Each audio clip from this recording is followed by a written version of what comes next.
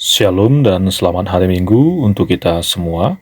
Sebelum kita mendengarkan firman Tuhan, kita berdoa.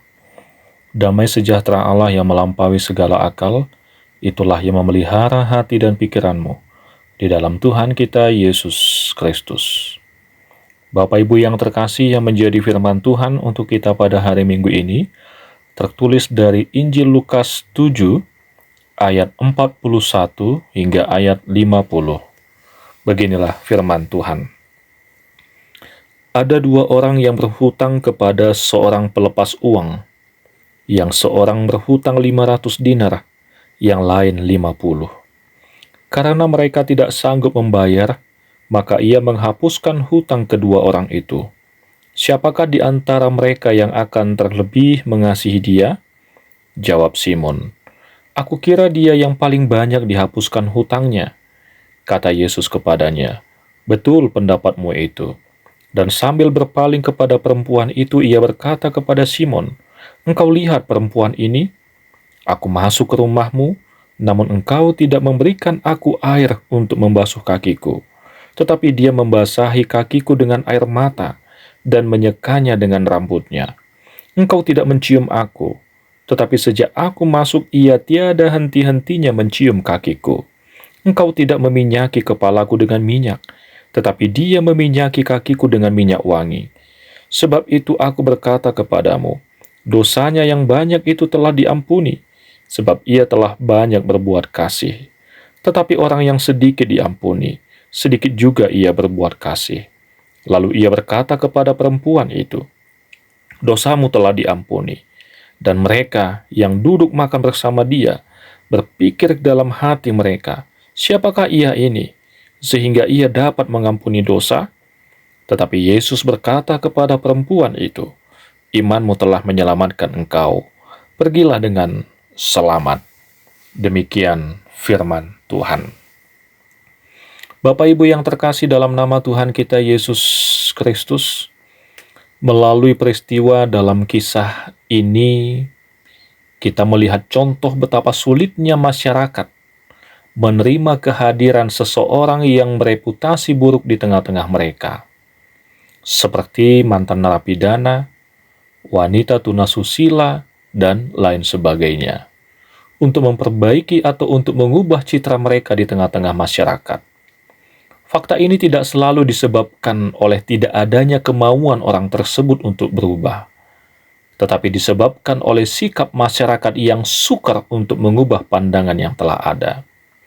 Saya pernah melakukan kunjungan ke lapas, dan respon saudara-saudara kita yang beragama Kristen di sana mengatakan, keluar dari penjara bagi seseorang tidak selalu berarti kebahagiaan. Raganya mungkin bebas, namun stigma dan label penjahat tak akan hilang begitu saja di mata masyarakat. Alhasil, seperti yang kita tahu, eksistensinya di tengah masyarakat pun diminimalkan, tidak dianggap bahkan dijauhi. Padahal bagi mantan narapidana, mereka tentu sudah banyak berubah. Memang ada mantan narapidana yang kambuh, tetapi ada juga banyak yang benar-benar berubah. Bagi mereka, penjara benar-benar jadi tempat untuk mengubah dan memperbaiki dan introspeksi diri. Inilah yang mau kita lihat melalui firman Tuhan pada saat ini. Ketika Yesus diundang makan oleh orang Farisi, terjadi suatu peristiwa yang bagi orang Farisi itu adalah suatu hal yang seharusnya tidak terjadi. Peristiwa itu terjadi di tengah-tengah jamuan makan, yaitu ketika seorang perempuan berdosa datang menghampiri Yesus. Lukas hanya menyebutkan perempuan itu sebagai seorang perempuan yang terkenal sebagai orang berdosa. Sudahkah kita membayangkan, Bapak Ibu yang terkasih, beban berat macam apa yang ditanggung oleh si perempuan itu dengan label, dengan tanda kutip, yang dia terima dari masyarakat waktu itu. Mengetahui keberadaan diri kita saja yang sudah berbuat dosa, sudah pasti berat. Apalagi ditambah dengan kata terkenal. Artinya, semua orang tahu kejahatan apa yang kita lakukan. Seorang perempuan berdosa sambil datang, menangis, berdiri di dekat Yesus, di dekat kakinya, lalu membasahi kakinya dengan air mata, menyekanya dengan rambut, kemudian mencium kakinya dan meminyakinya dengan minyak wangi. Orang Farisi ini melihat dan mengatakan, kalau dia nabi, tentunya dia tidak akan bergaul dengan orang berdosa. Secara tidak langsung orang Farisi ini mengatakan, nabi hanya bergaul dengan orang yang tidak masuk dalam kelompok orang berdosa, serta menginginkan agar Yesus memiliki pandangan yang sama dengan dirinya. Namun luar biasa Bapak Ibu yang terkasih, melalui peristiwa ini Yesus ingin mengubah cara pandang seperti ini. Bila masyarakat menganggap orang-orang berdosa adalah orang yang tidak layak berada di tengah masyarakat, berbeda dengan Yesus. Ia selalu menyediakan tempat bagi orang-orang yang ingin berubah, yang mau meninggalkan dosa-dosanya dan memperbaiki diri. Justru orang-orang berdosa yang ingin berubah inilah yang mendapat prioritas utama di mata Yesus. Demikianlah Yesus mengangkat harkat dan martabat perempuan itu. Tidak ada kelompok orang berdosa dan kelompok orang benar. Di hadapan Yesus semua manusia adalah orang yang berdosa dan berhutang kepadanya. Tidak ada seorang pun yang mampu membayar hutangnya dan yang layak di hadapan Allah. Inilah yang Yesus tegaskan dalam cerita perumpamaan tentang perempuan berdosa dan orang Farisi, bahwa keselamatan diberikan bukan kepada orang yang merasa diri lebih layak dibandingkan dengan orang lain. Keselamatan diberikan juga kepada orang yang tidak layak, orang yang sangat berdosa, seperti perempuan berdosa di dalam firman Tuhan pada saat ini.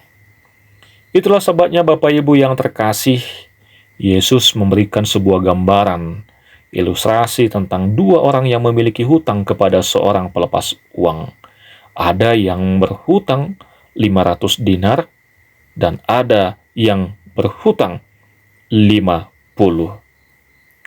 Karena mereka tidak sanggup membayar, maka ia menghapuskan hutang kedua orang itu. Lalu Yesus bertanya, siapakah di antara dua orang itu yang terlebih mengasihi orang yang membebaskan hutang mereka? Simon menjawab, orang yang paling banyak dihapuskan hutangnya. Melalui perumpamaan ini, Yesus secara tersirat membandingkan perbuatan kasih Simon, orang Farisi, dengan kasih perempuan yang terkenal sebagai seorang berdosa. Simon menyatakan kasih secara terbatas, mengundang Yesus makan, namun tidak memperlakukannya sebagai tamu terhormat, sebagaimana tradisi yang berkembang pada waktu itu. Sebaliknya, perempuan itu mengungkapkan kasih secara tidak terduga, melampaui kelaziman, dan dengan sepenuh hati, membasahi kakinya dengan air mata, menyekanya dengan rambutnya, mencium kakinya, meminyaki kakinya dengan minyak wangi. Bahkan ada orang yang mencurigainya sebagai sikap yang kurang ajar. Namun Yesus menilainya sebagai kasih yang besar. Yesus melihat bahwa dari sikap dan kesungguhan hatinya terpancar cinta kasihnya kepada Tuhan dan keinginan untuk meninggalkan dosa-dosanya, bertobat dari kehidupan lamanya.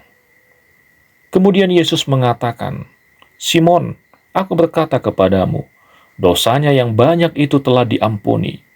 Yesus mengakui bahwa perempuan itu telah melakukan banyak dosa, tetapi dosa-dosanya telah diampuni, sebab ia telah banyak berbuat kasih.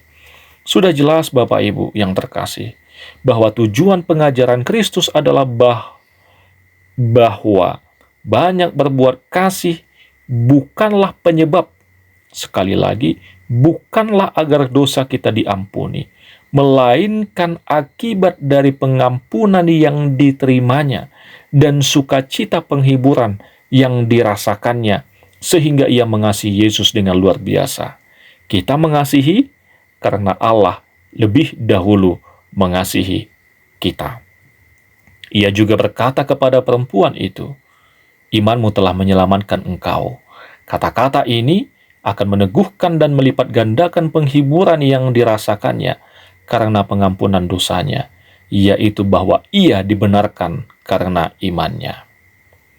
Bapak Ibu yang terkasih dalam nama Tuhan kita Yesus Kristus, demikian juga dengan kita yang berkumpul pada saat ini.